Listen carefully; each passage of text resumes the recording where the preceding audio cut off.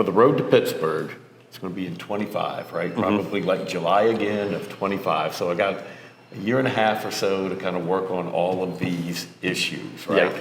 And what would you say are like the top things that I really need to focus on going into this off season? Yeah, first and foremost, posing. Right. I mean, I think posing alone could have moved you from a third to a second. Right there. Right.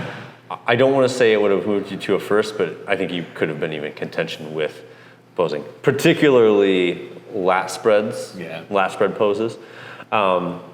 You did a lot of things right. We did a lot of things right. And, but it's just going to be improving these areas that need to be improved, such as posing, and then really hammering them home. And then the training stuff. The training stuff really just comes down to, once again, full ranges of motion and hitting these gappy areas that I think that your current way of training hasn't really been hitting. Right. And then it's just a matter of, I mean, muscle growth is a slow process, but I think that we can improve that just by hammering it for 2 years and giving your body no choice but to build muscle in those areas. I've heard some of these posing coaches want you to wait closer to the show time to get it. You agree with that, or is it okay if I start hitting posing, and how often should I be doing posing now for practice? Well, right? I think it depends on the type of posing coach, because some posing coaches also work on less on technique posing. Right. I mean, they will work on technique posing, but they'll also work on posing conditioning, which means how are you able to hold your poses. So I think that they're probably thinking, I don't want to work on your posing conditioning at a year out because it doesn't make a difference. You don't need to start this soon. But in a situation like yours, you need technique posing. Right.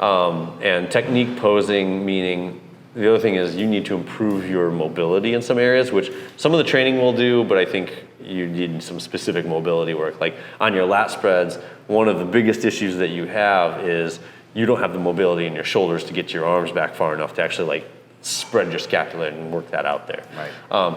And then, so I think that starting now would be good.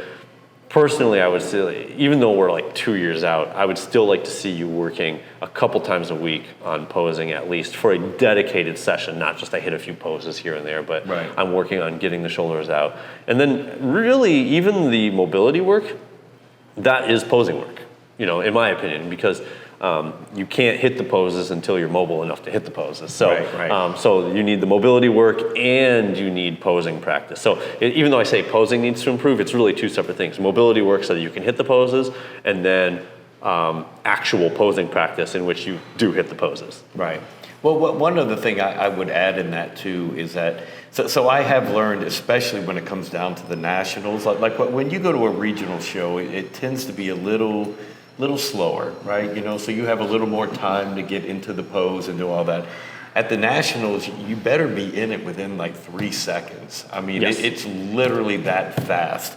And so one of the issues I had going into this, if you will, is the posing. A lot of times, I get it, posing coaches will often look at you and they say, based upon what they see at that time, they're like, okay, well, you know, because it'll look a little better if you turn this way or you put a leg out here or something like that.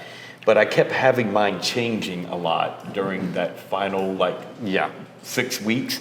Well, the worst part about that is that I now have the most brain fog during that time. You know what I mean? It's like it's harder for me to remember. It's harder for me to even do it, you know, because I just don't have the energy.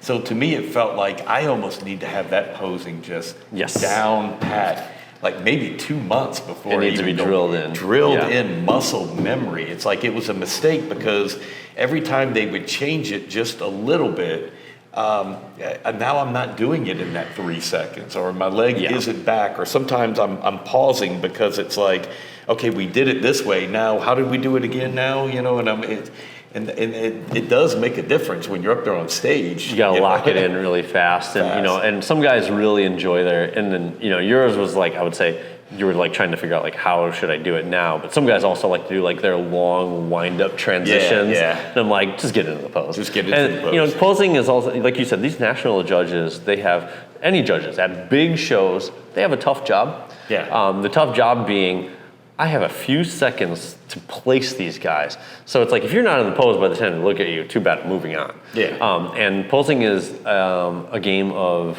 positioning and angles. Angles matter in terms of what you present. You know, sometimes the slightest shift in your hips away puts your waist farther away from them, right, and will make it look smaller. Or if the hips are forward, I mean, my left hand isn't really bigger than my right hand, it's just closer to you, you know what I mean? And so that is such a big part of it. And posing is also another individual thing. It's a lot like trying on clothes. Yeah. You know, it's like, there are things that generally look good on the majority of people, but you don't really know until you try it on. You know, you got to see if it's a fit for you. And so posing is such an individual thing. Learning to like, hey, I'm going to hit this pose, but what happens if I move my elbow back an inch or forward an inch or rotate my scapula back or hand a little bit forward, back? You know, these little things, like trying on clothes, you know, it may be a good fit for you, but really only find out when you just try it and go through a trial and error process. Okay. So obviously I need to add some more fruits, vegetables, balance out that diet a little bit better in the off seasons and make sure going all the way through. But are there any supplements that you would recommend that I should be taking now as well? Multivitamins, anything like that? Or, you know, or try to get it from the food?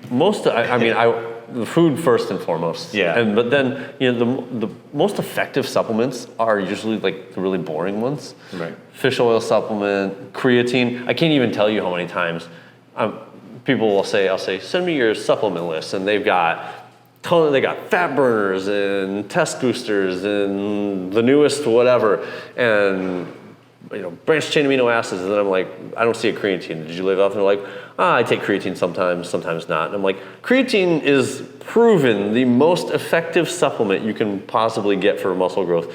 It's also being shown to have significant benefits for preventing dementia and cognitive disease. And I'm like, why is this the one you're not taking? Like, you're the most effective one, I take it sometimes. And it's not expensive. No, it's super cheap, yeah. And you're spending $60 a month on, you know, don't even get me started, Turkesterone or something like that. Yeah.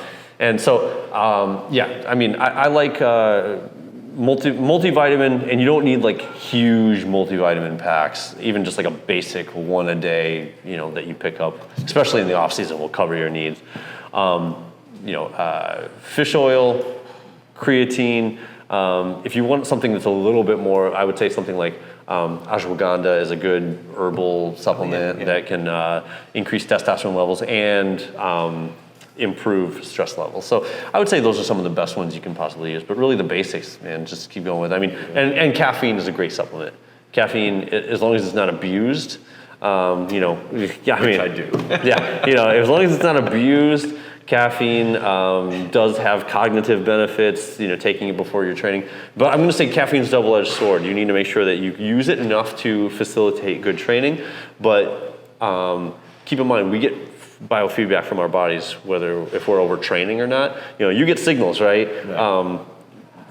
You're overtrained, I'm fatigued, you know, it's the off season, right? This isn't the last 4 weeks like we were talking about. In the off season, I'm fatigued, I have some muscle soreness, I'm getting signals that I'm overtrained. And a lot of times these people will slam these super strong pre-workouts, and where they've been getting signals that they should probably back off, all those signals just go away. Oh, it's all good now. I'm not overtrained. I just slammed my extremely strong pre-workout. Now I'm not overtrained. Okay. So I would say use it to facilitate good training, but don't use it to mask signals that you need to pull it back.